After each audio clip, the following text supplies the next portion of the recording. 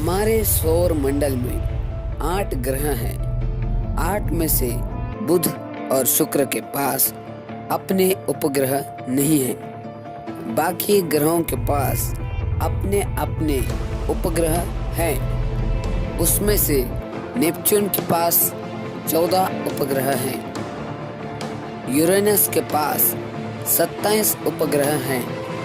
शनि ग्रह के पास 62 उपग्रह हैं। बृहस्पति के पास 67 उपग्रह हैं। मार्स यानी मंगल के पास अपने 2 उपग्रह हैं और हमारे धरती के पास केवल एक, जो कि है हमारा चंदा मामा। तो क्या हो अगर हमारे पास भी 2 चांद आ जाए?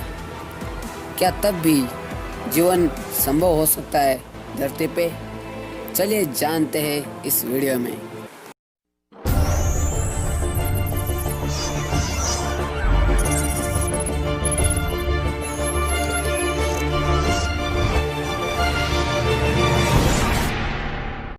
तो सबसे पहला इफेक्ट जो पड़ेगा वो है कि हमारी रातें नॉर्मल से 2 गुना ब्राइट हो जाएंगी। और ये बात हमारे लिए बैड इफेक्ट हो ना हो, पर ये एस्ट्रोनॉमर्स के लिए तो बहुत बुरी खबर है, क्योंकि वो नॉर्मल लाइट में ज़्यादा एक्सप्लोरेशन कर पाते थे यूनिवर्स का। पर अब क्योंकि रातें दुगनी ब्राइट हो चुकी हैं, तो स्पेस एक्सप्लोरेशन लगभग नामुमकिन हो चुका है पृथ्वी पर से। अब एस्ट्रोनॉमर्स के पास सिर्फ एक ही रास्ता बचता है कि वो स्पेस टेलीस्कोप्स जैसे कि हब्बल टेलीस्कोप्स का यूज़ करें और स्पेस का एक्सप्लोरेशन जारी रखें। चंद्र ग्रहण और सूर्य ग्रहण। जब हमारे पास नॉर्मल चांद हुआ करता था तब भी हमें चंद्र ग्रहण और सूर्य ग्रहण दिखते थे, लेकिन क्योंकि अब 2 चांद आ गए हैं तो हमें और भी कुछ नए नए सूर्य ग्रहण के टाइप्स और नए नए चंद्र ग्रहण के टाइप्स हमें देखने को मिलेंगे, जो कि कुछ इस तरह से होंगे।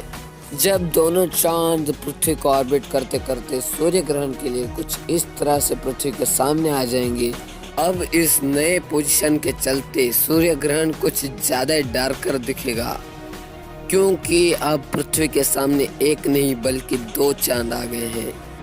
अब यही 2 चांद अगर पृथ्वी के सामने इस तरह से आ जाएंगे तो सूर्य ग्रहण कुछ इस तरह से दिखेगा पृथ्वी पर से, और ये कुछ अलग ही टाइप का सूर्य ग्रहण दिखेगा, जो कि थोड़ा फनी टाइप का होगा।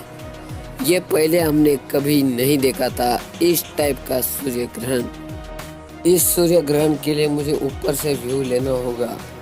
अब अगर इस तरह की पोजीशन बनाएंगे चांद, पृथ्वी और सूरज, तो पृथ्वी पर से सूर्य ग्रहण कुछ इस तरह से दिखेगा, और ये भी एक वियर्ड टाइप का सूर्य ग्रहण होगा।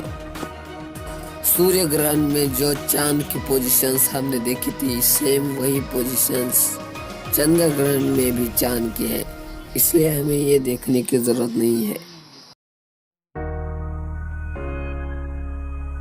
एक चांद ही हमारे पृथ्वी को इतना धीमा करता था अपने ग्रेविटी की यूज से कि हमें टोटल 24 घंटे मिलते थे।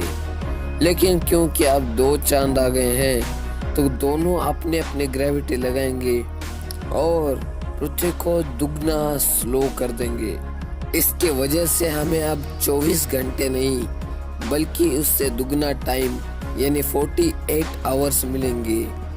Now enjoy extra time. समुंदर के लहरों को भी चांद ही कंट्रोल करता है। जब चांद हमारे पृथ्वी के आजू बाजू घूमता है तब वो अपनी ग्रेविटी की मदद से समुंदर को अपने तरफ टांगने की कोशिश करता है, और इसी से उठती हैं लहरें। तो समुंदर की लहरों पे 2 असर पड़ सकते हैं। पहली केस ये होगी कि दोनों चांद अपनी ग्रेविटी आपस में मिला के समुंदर पे दुगना राज करेंगे, यानी समुंदर की लहरें अब दुगनी ऊंची उठना शुरू हो जाएंगी, और ये सफर्स के लिए बहुत अच्छी खबर है। अब उनको सर्फिंग में ज़्यादा मज़ा आएगा। पर अगर दोनों चांद एक दूसरे के दुश्मन बन गए, यानी एक दूसरे के ग्रेविटी के इफेक्ट को कैंसल किए, तो ना समुंदर की लहरें उठेंगी, ना ही सर्फर्स को मज़ा आएगा टाइड्स पे सर्फिंग करने का। ऐसा ना हो तभी अच्छा है। अगर दोनों चांद धरती को ऑर्बिट करते करते एक दूसरे से क्रैश हो गए तो उनसे जो टुकड़े निकलेंगे वो डायरेक्ट अर्थ को हिट करेंगे और यही से स्टार्ट होगा बिगिनिंग ऑफ द एंड। अभी स्टोरी से बाहर आ जाओ, क्योंकि ये पॉसिबल ही नहीं है कि दो चांद फॉर्म हो धरती के, या फिर धरती के पास दो चांद आ जाए। ये पॉसिबल नहीं है, इसीलिए रिलैक्स हो जाओ।